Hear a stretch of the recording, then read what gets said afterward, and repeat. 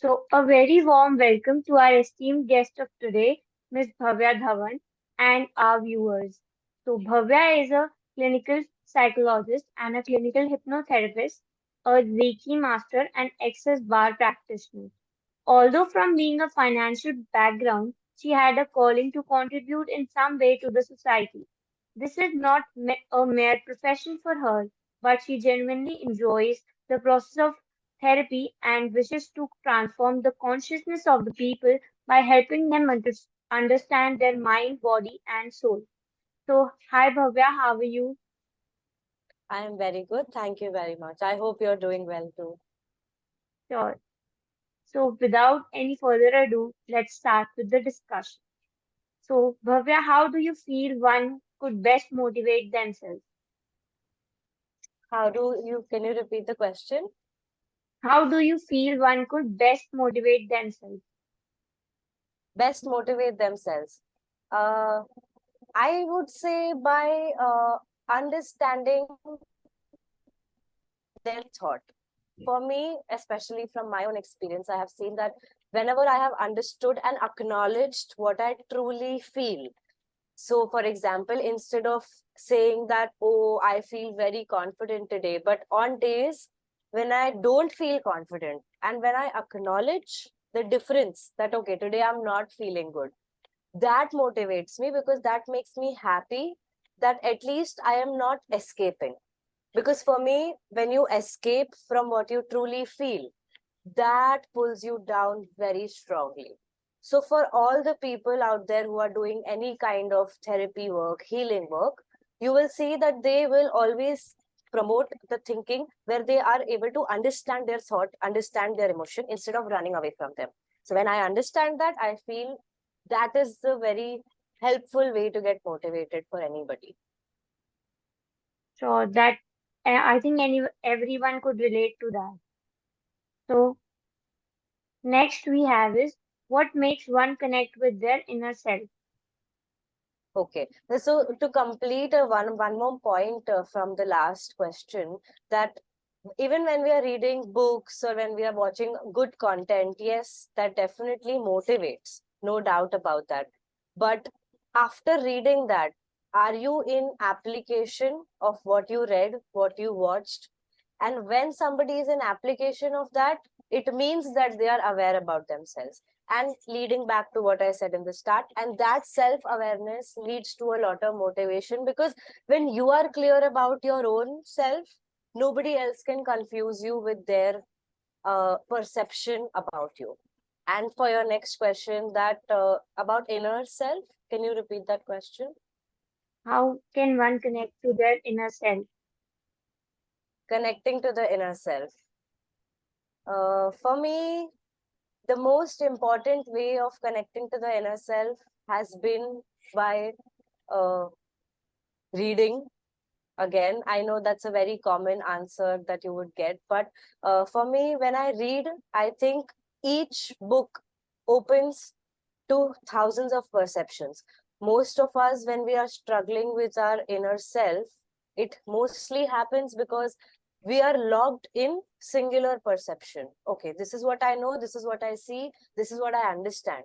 But when you widen your perception, you widen your understanding, you widen your awareness, you are able to connect with your inner self better. And that for me happens through a book, not probably through a Instagram reel, even if it might be informative, but like a proper book or a documentary for that matter. I know these answers might sound boring, but I feel in today's day and age, it is important for us to access information in totality and not in bits and pieces. So when you access an information piece in totality, you can find so much vastness of perception through that one documentary or through that one book, that you just feel open, that आज की date में अगर कोई मुझे कुछ समझा रहा है और मेरा परसेप्शन उसके बारे में अलग है, I will, instead of reacting, I know that I have to be open, I have to understand that, okay, wait, he has a different perception. Maybe that will add to my perception. So when you read, when you watch like good content, you're able to widen your horizon and you're able to widen your perception. That helps one to not react to what the other person is saying, but to understand, but to patiently comprehend कि ठीक है वो उसका तरीका है या मेरा तरीका है. So that is one point for that inner change, inner shift that you said. Inner self, connecting to inner Inner self. self, yeah, connecting to the inner self. It is by widening your perception through good information. Sure. Now you gave us a reason that we should, how can we connect to our inner self by reading? So, what kind of books do you read in your free time? Can you give us a little peek into your life? Oh, definitely. So I had recently put up a reel that talks about 5 books that you should read if you're going through a breakdown. But I also generally love reading irrespective of my mental state. I think that every time, even there is a slightest of dip, I like to pick up a book and I like to go through it. So right now it's in front of me. I'm reading Letting Go. So if I would like to, recommend your viewers to read this, it's by David Hawkins. And this book just gives a lot of insight about your emotions. I believe, as I mentioned at the start, a person who is aware of their emotions is somebody who's aware of the functioning of everything. So this Letting Go is a must read that I would recommend right now. Sure. And apart from that, I would like to attach that list of books that I have put up recently, those 5 books, so I can guide people to watch that video. Sure, I'll pin that link in the description box. Yes, I feel that's very helpful. I have read all those books, and every book has contributed to me in some way or the other that way. Okay, now we have reading list for 2023. Oh, definitely. And Sure. you can always DM me for more books because I have like an entire like shelf, and like I love reading, so I have many options and suggestions for your viewers. Sure. So, what are the life lessons you have learned the hard way? Um, I think the biggest lesson that I have learned is the lesson of loss. I feel people who have been through a loss of a loved one. I lost my mother when I was 15. In fact, my mother is a clinically, that time, like, she was diagnosed with a case of clinical depression. And that gave me a lot of insight about how mind works. Of course, not as a child, but now when I look back on what I saw my mother behave like, I saw my mother do, that gave me an understanding that how when you are not in the best of state, your mind can definitely pull you out of situations in a way that you will not even be able to see what can happen tomorrow. You'll not even be able to settle in any situation. But sorry to drift away, but coming back to the question, the life lesson of loss for me when she left, I believe that was one of the most important. Most people will not understand that till they don't go through it. And when something loses, I mean, when you lose something and when you go through that kind of loss, I feel you get triggered by so many other emotions and thoughts, and you don't know what to do about it, especially because there is so much grief, there is so much sadness. And in that sadness, in that grief, anybody can probably, lose their mind. So I feel every person out there who has been through a loss and who's been able to still stand strong on their feet and have their life go on, I think they're almost like superheroes for me. Because for me, that was lesson learned the hard way, that what it feels to grieve about somebody who we would not be able to see tomorrow. And that brought me to so many more ways of behavior, like so many behavioral patterns that suddenly shifted just because of that one loss. And even today, even when I was becoming a therapist, we are supposed to go through a mandatory set of sessions. So in those mandatory sessions, I realized that in my system, the impact of loss was stuck even for 5, 6, 7 years. I lost her when I was 15. And even till the last 3, 4 years, I used to have so many difficult situations. And I had to take a session for it because the after effect of a grief is so heavy. So I learned that the hard way, that yes, things will happen, things will come up, the loss takes place, but it's important for you to process that loss and then do something about it in order to separate that emotion out of your system. Otherwise, you'll keep carrying that forward with you. Every time you meet a new person, you will have that thing in your mind. How does it feel to lose somebody? And then you might stop trusting, and then you might stop wanting or allowing people to come into your space. So I went through all of that where I could not trust and I could not let people in. So all these things were the after effects of loss, and that was a big lesson for me, a big teacher. Indeed, that was a really big lesson, and I am really sorry for that, for your loss. So next we have is, how much do you enjoy working with your clients? What is your experience with them? I love doing this work. I think for me, joining this profession wasn't because I was either feeling that, okay, what is the best profession in around me? You know, like how as students, we always feel that सबसे ज़्यादा पैसा कहाँ बनेगा या सबसे ज़्यादा तरक्की कहाँ होगी, you know, and सबसे ज़्यादा attention कहाँ मिलेगा, you know, what my friends are doing, या सबसे ज़्यादा acceptance कहाँ मिलेगा. For me, I never did that. For me, I started off with finance, but every step of my life was directing me towards it. And for most healers and therapists out there, they will connect with this, that they will find that people naturally start feeling like opening up in front of them.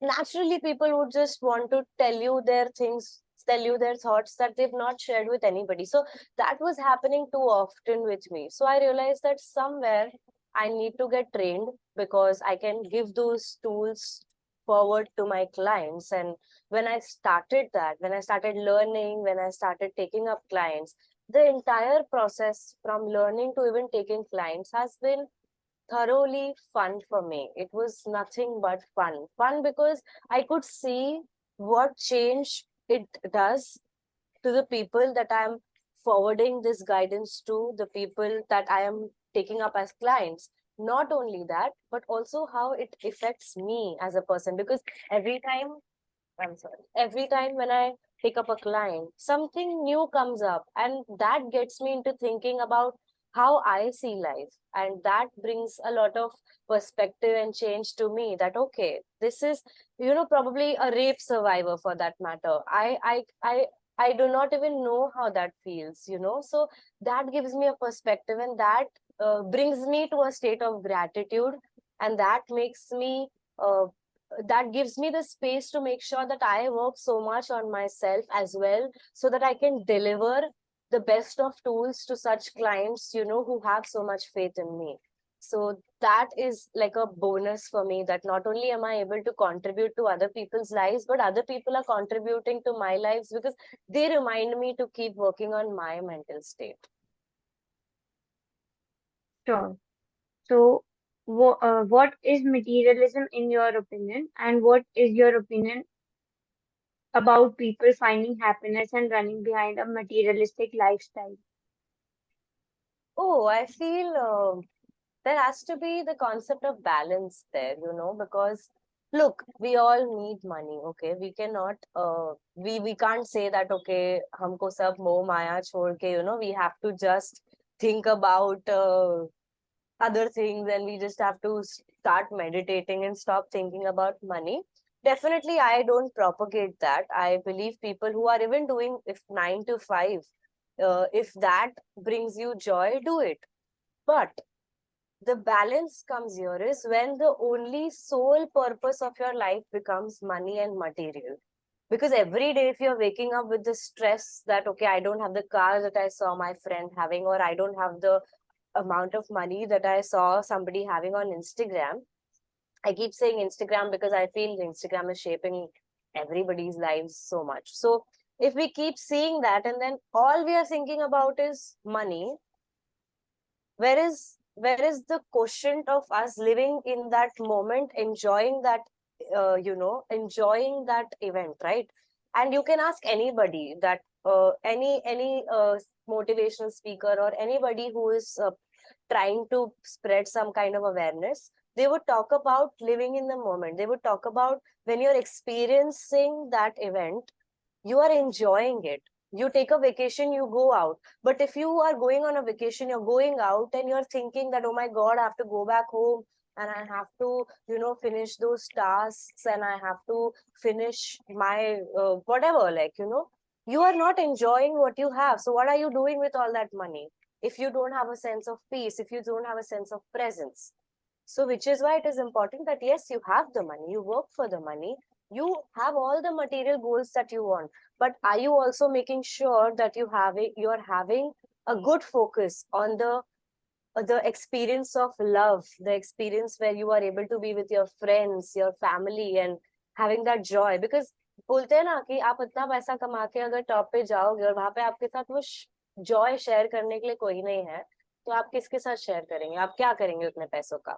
So I think for me, it's always going to be a balance. Yes, enjoy the money, enjoy the luxury, but at the same time, don't underplay the importance of the value addition that our friends, our family, or these little moments in our life add. Exactly. Some people are so stuck in past and some people are so worried about future that they forget the present. Yeah, exactly. So moving forward, there are a lot of myths about therapy. Can you tell us ways to overcome these and rather support the facts? Yeah, so I think the most favorite one for me is the myth that talks about that, okay, if I go for therapy, then I'll be called mad, or people will think that I am mentally unstable or I've gone crazy, things like that. But that's not true. Mental health is not about that you wait till the last bit for your mind to crack down and you shattering into pieces and then finding some help. No, it is about everyday lifestyle choice. Every day you wake up, you are spending some time in understanding what you're feeling. That, okay, yesterday my friend was talking about her boyfriend and I started feeling bad because I don't have a boyfriend. So why am I feeling bad that I don't have a boyfriend? And I cried myself to sleep. And then you ask yourself, why is this happening? Why am I crying myself to sleep because I don't have a boyfriend? Am I trying to understand that one day I will also have? We all have, we all are deserving. So every time you break down your thought pattern for yourself and trying to replace your debilitating thoughts and ideas with something constructive meaning which motivates you to look forward to something else in life. When you're doing that, that is to be done every day, and every day when you do that, I think that helps you to grow. People who are able to take care of their mental health every day are the ones who are able to enjoy every aspect of life, and it's very difficult to break them. You ask anybody who regularly meditates, you ask anybody who regularly journals or reads the book, of course problems सबके life में आते हैं, but these people who are able to focus on replacing the content in their mind with something constructive, even on their worst days, they are able to still find hope. And probably for somebody who does not indulge in any mental health activity, they would probably have that issue in their system for say 6 months, 1 year, and all of that. But probably somebody who does work on themselves, he will be able to come out of it in probably 10 days, 15 days, a month max. They will not have that for long. Even if they do, they will know what they have to do about it, and they'll know that they have to shift. There'll be an awareness in their mind that yes, I have to shift. So that is myth number one, that yes, I'll be crazy if I go for therapy. So you'll not be called crazy. You'll be just given the tool to substitute what is in your mind right now with something better. That is what is going to happen. In fact, even therapists take therapy. Okay, that is one thing I would like to tell everybody. Every good therapist, every good healer will go and also take therapy, will go and work on their mental health, because we all are humans, right? We are not gods. We are going to come across life issues. So let us go out there and work on things that are challenging and do solution oriented stuff in order to come out of that problem instead of holding that. So I think that is the biggest myth right now. There's a large, vast of list. I think I have also put some of those myths in my Instagram page, and I would love for people to see it. So this is one. Okay. So, lastly, you are a dream analyst. So, can you tell us something about that? Yeah. Dream analysis is understanding the messages of your dream. Uh, a lot of times, what happens is that emotions come up and they cause us stress. So we hide behind imagery. Even in hypnotherapy, there are a lot of images that come up, and we, uncode, decode that and understand कि आप exactly किस चीज से परेशान है. So hypnotherapy में भी there's a lot of imagery work, but separately, to answer your question, dream analysis is about understanding the metaphorical meaning of the dream that comes, because mostly in the primitive years, बहुत सालों पहले क्या होता था कि we used to communicate telepathically and we used to communicate through images. Human beings had that gift, and even today, most of these mentalists, or even a lot of people who have this gift or are indulging in some kind of activity that is clairvoyant, that includes telepathy related stuff, they would pick up imagery. So communication through imagery is still prevalent, but it used to be more powerful before. So dreams, they come and they talk to us in image, and they would show us 10 images which are, you feel that it's not related at all, but when you go to an analyst, they will tell you that it's actually related, and it is talking about some emotion that is scaring you. For a very typical dream example I can give you is that a lot of people who feel that they are short of time and they are not able to reach the goal that they want to, and there's so much workload stress.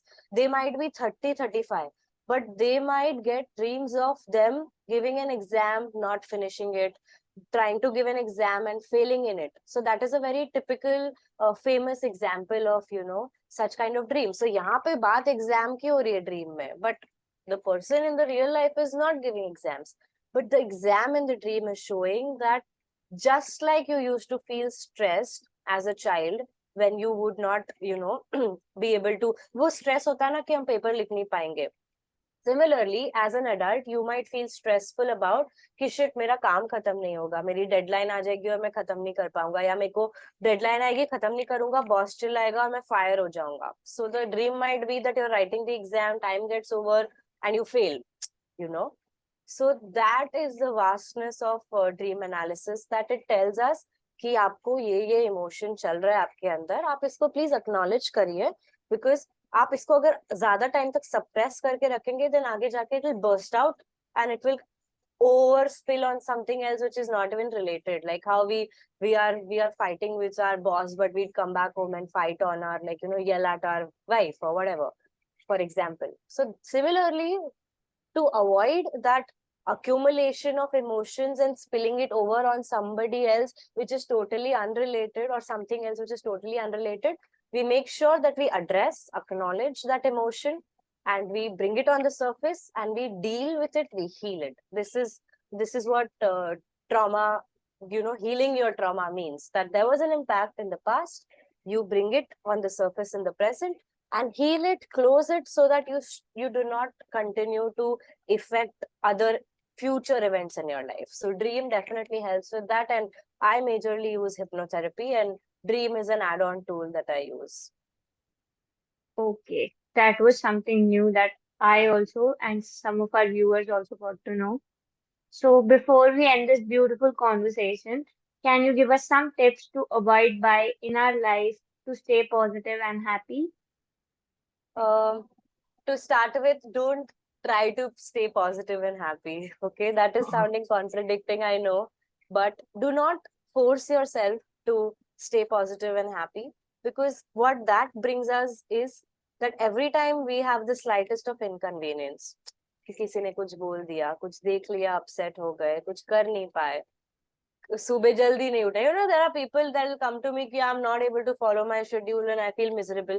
So every small inconvenience, you will start feeling that there is something wrong with you, that why am I not happy, why am I not positive, I have to be positive, I have to be happy.